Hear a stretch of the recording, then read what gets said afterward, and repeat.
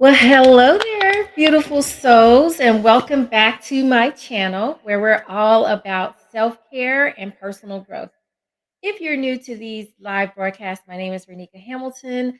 I am your self care guru, your guide, your cheerleader.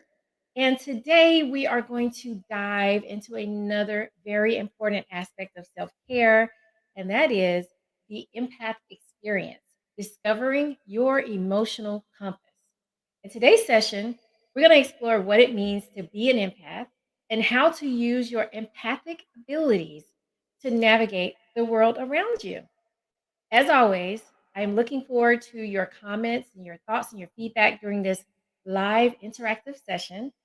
And before we jump in, don't forget to hit that like button, subscribe, and turn on your notifications so that you never miss a moment of these self care inspirations. All right. Now, I want you to grab your favorite beverage. I have mine. Get cozy and let's nourish our inner worlds together. All right. So, we're going to go ahead and get started in today's very important topic. I'm going to start off by defining to you today what exactly is an empath. And when I learned about empaths, I knew this is what it defines me like immediately. All these things describe me as an empath. So listen carefully because these things might describe you as an empath as well. An empath, they're highly sensitive to individuals and they can pick up emotions of others, often to the point that they take on those emotions as if they're their very own emotions. If you're an empath, you might find that you are absorbing the emotions of anybody that's around you. You feel overwhelmed in crowds, and that sometimes people think that means that they're an introvert.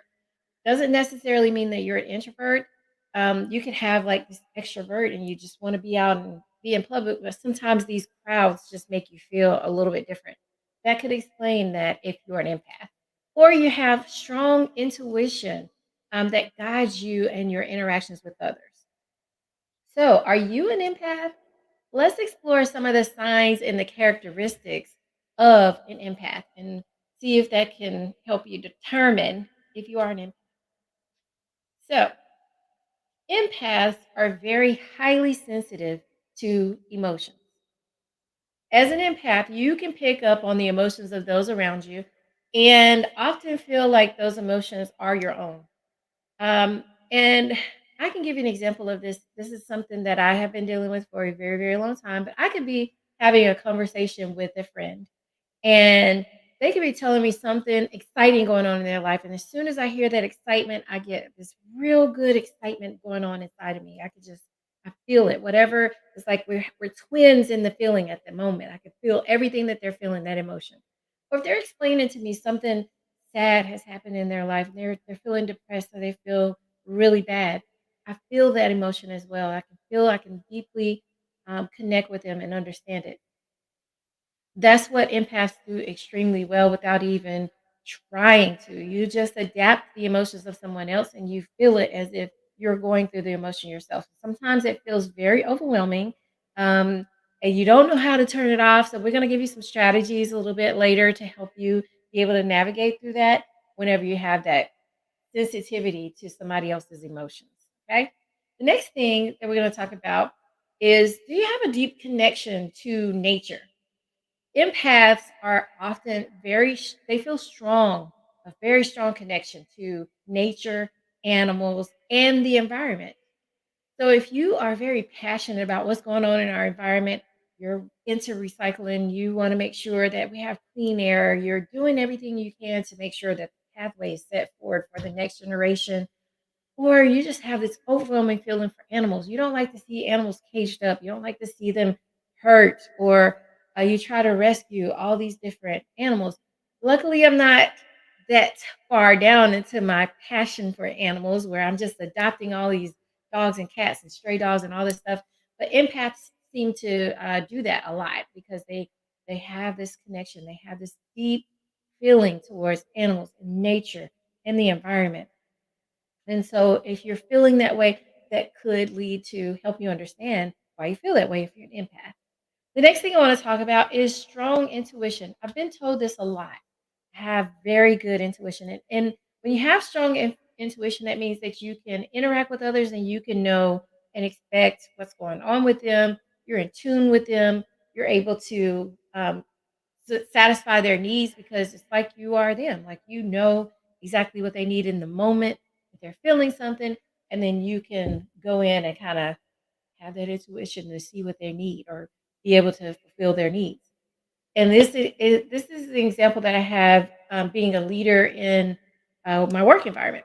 So when I manage folks, well, now that I work from home, I don't get to do this very often. I still could do it technically, but when I worked in the office, I used to walk around and I'd say good morning to everybody. I go around and I say good morning. If I could hear in their delivery that there was a hint, a little, something, there's something that triggers me to know that they're not having a good morning. Something has happened that I need to sit and pull them off and come have a conversation with me and let's talk through some things. Give them whatever support that they need so that they can feel better about their day and get the work done. So having that strong intuition is really good. It's also helpful if you're in the process of negotiating things. Like I'm a realtor, and so a lot of times I get to negotiate on behalf of my clients with other sellers and realtors. And if I'm there connecting with another realtor um, on behalf of their seller or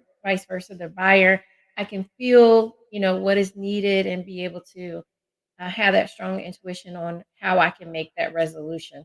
Another thing that happens here with the strong intuition is that you often feel like you want to get out of conflict. You want to resolve things without conflict. You are always looking for that golden opportunity to make things a little bit better. So, if you have that strong intuition feeling, you might be an empath.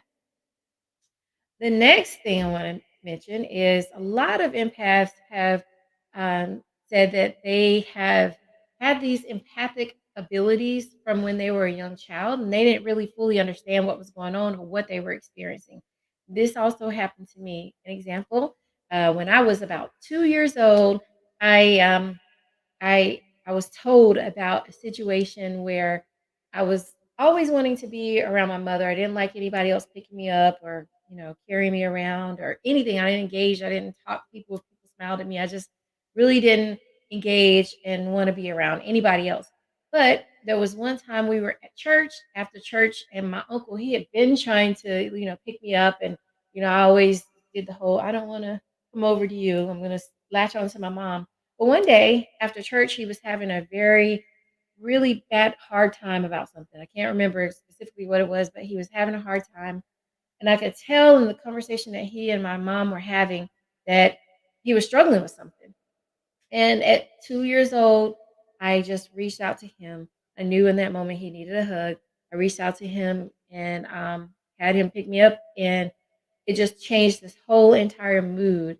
He was able to like start laughing. He was so excited because he had been trying for like 2 years to pick me up and I wouldn't let him. And then, for whatever reason, it's because of those empathic abilities, I believe, that led me into being able to tell that there was something emotionally going on and that I wanted to help him through that emotion. Feeling overwhelmed in crowds. So empaths can feel very overwhelmed in large crowds or busy environments. They pick up on emotions and energies of everybody around them. So think about the different crowds and things that you get to participate in on a daily basis. So, or often. I'm thinking about like when you go clubbing. I like to dance, love to dance, and I remember specific times where I've gone into a club and the energy is high. Everybody is like dancing, they're feeling great. And I walk in and I feel it and it just gets me in a great mood. And I'm in this mood and I'm dancing, I'm having a great time. But then I've been in situations where in a club where everybody is grim. Everybody's just sitting around, just looking at each other and not wanting to engage with each other. Nobody is dancing. The mood is really low. The energy is very low energy. In those situations, I can feel how people are feeling. I feel the reservation. It makes me not want to get up. And I have to fight myself through getting out of that feeling because I like being up and being excited. I like to have those up moments. So I'm going to give you some strategies on that as well, how to get yourself out of that feeling whenever you're in those large crowds and you're feeling a little bit down. Emotional exhaustion. Okay, so empaths can experience emotional exhaustion from absorbing the emotions of others. So let's say that you are around somebody that is constantly negative, they have low energy, um, and every time you're around them, it just takes like a whole lot out of you. And when you leave that person, you have this need to decompress, like you want to go lay down, you want to just keep to yourself, like you're just completely drained. I have had those experiences. It's not fun. And it's okay when you have this need to decompress. We'll talk about that as a strategy as well. But um, this exhaustion does come from that emotional draining, or it could even be exhausting being around somebody who's high energy all the time. They're just high, high, high, high, high. And it's just so much. You're so tired by the time you from by the time you're done hanging around that high energy person, you're like, gosh, I need to decompress. I really need to bring myself back down. Um, so that could explain why it takes so much out of you when you're around certain people. You might be an empath. Healing abilities. So empaths have a natural ability to heal and help others. And this is often through compassionate listening and supporting people.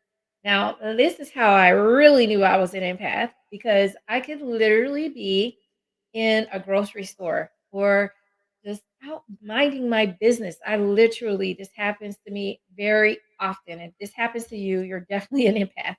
So I'll be out in the public and I'm just minding my business. I might be like looking at this water, I want to buy it. And all of a sudden, a stranger will come up to me and start telling me something. And I'm like, okay.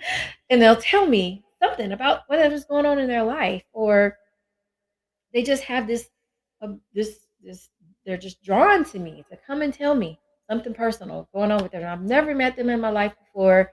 They're just talking to me. Or even the people that I know love to call me and talk to me about their issues, their day, what happened, and things like that. And I am always ready and willing to listen. It's just my nature because I'm an empath. So if you ever have that situation happen, that is very much a clear indication that you probably are an empath. So these are just a few signs and characteristics of empaths. I want you to keep in mind that everybody experiences empathy differently, and not all highly sensitive individuals are necessarily empaths. But if you resonated with a bunch of these characteristics today, there's a very, very good chance that you are an empath. And I would love to know how you feel about that. And what you think about it. Now that you have a better understanding of what it means to be an empath today, now I want to discuss some practical strategies for managing your empathic abilities. So the first thing that's extremely important, and you've heard me say this a lot during my live sessions on self-care, is so very important. Well, the first thing is to practice self-care. This is very important for empaths because we have to make time to do the activities that help you recharge. So I talked last week about meditation and breathing, and doing yoga, spending time in nature. It's very important. It helps you to reground yourself and to really take care of what your needs and prioritize yourself first. Because sometimes when we're emotional and we're attached to other people's emotions, we tend to put it's like a natural thing to put their needs and their emotions first. So you got to learn how to go and dig deep into your own self care so that you lead in every situation with how do you feel? How are you taking care of yourself before you go and help navigate somebody else's feelings or emotions? It's also very important to make sure you're getting good sleep, exercise, and eat healthy. It's very, very good for self care and helping you get into that process where you can be stronger and taking care of yourself and being around these emotions and not letting it drain you. The other thing that's so very important for an empath, because we have so much empathy for others, it's very easy for us to say yes and to go in and help and help navigate somebody through their emotions. But we have to set those boundaries.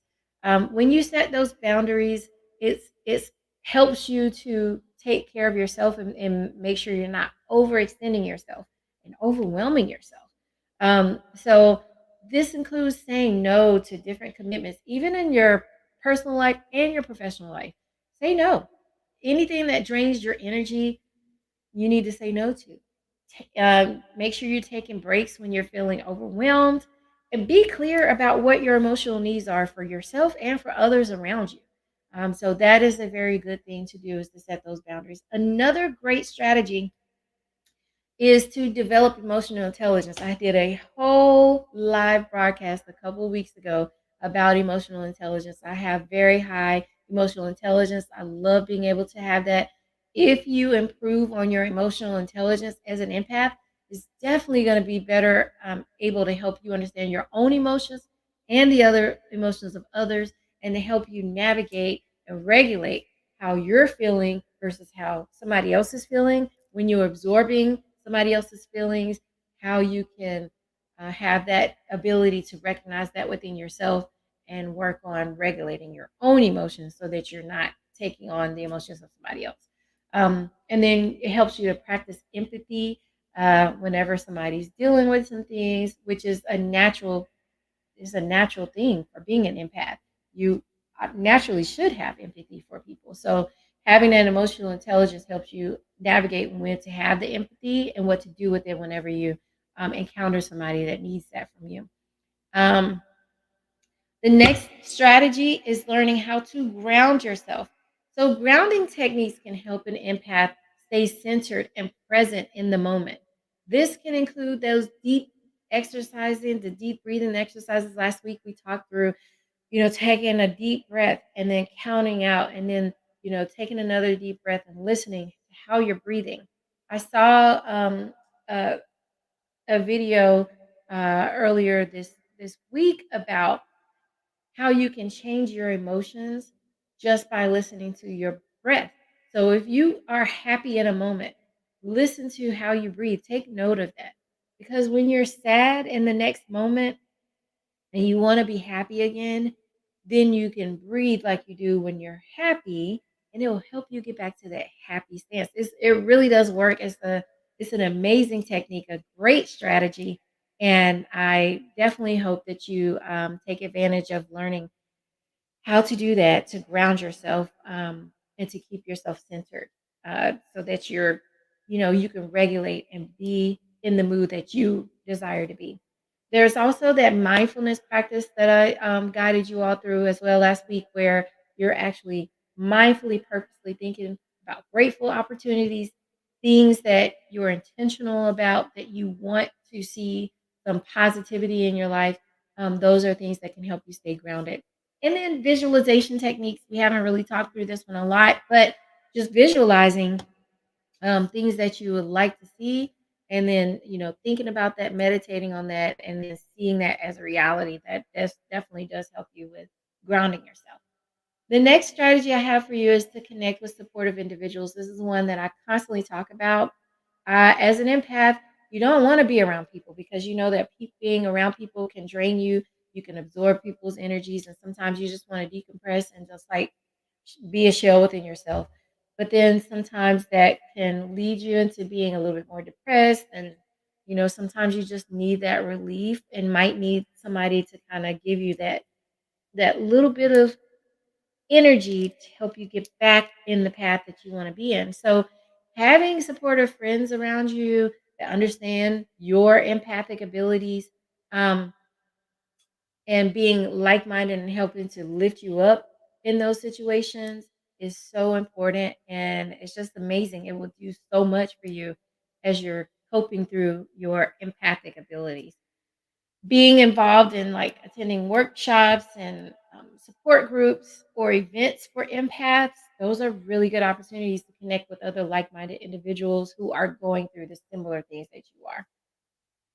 And then, of course, one of my favorite things to remind everybody to do is to seek professional support. I have a therapist. I say this all the time. If you're struggling or you're overwhelmed with emotions or you're finding it difficult to manage your empathic abilities, getting support from a mental health professional definitely works, and especially somebody who specializes in working with empaths.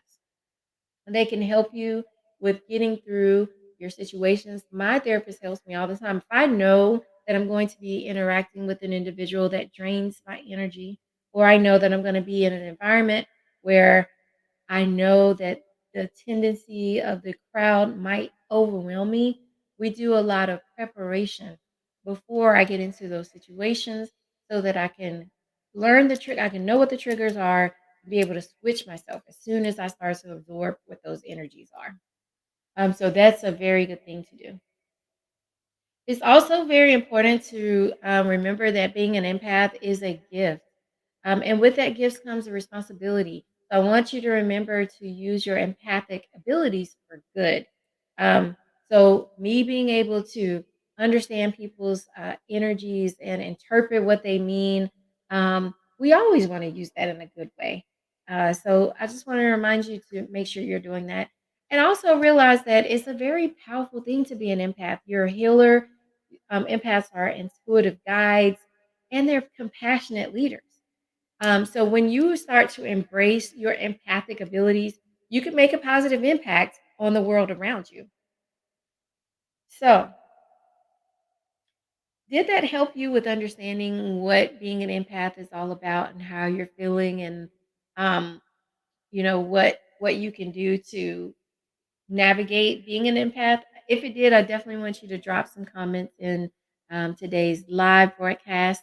And just remember, being in this experience as an empath, it is a very special talent. Um, Trust your instincts. If you're an empath, you have very strong instincts and very strong intuition. It tells you, like you can feel things in your gut, like you can feel the way people are feeling, and it guides you to make sure that you have like a really good interaction with those people around you. So that's a very, very special talent. Not a lot of people have that ability. So if that's you, congratulations on being an empath.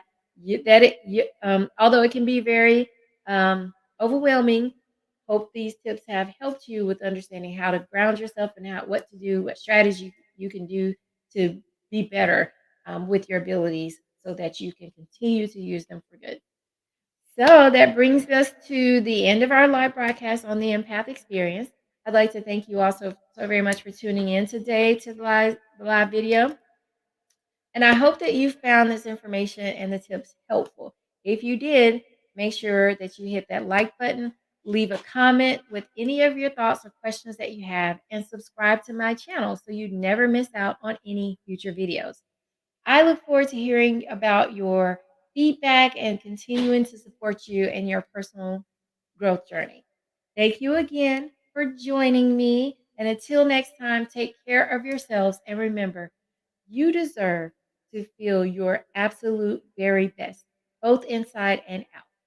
Stay curious and stay mindful and keep growing. I love y'all so much. Bye.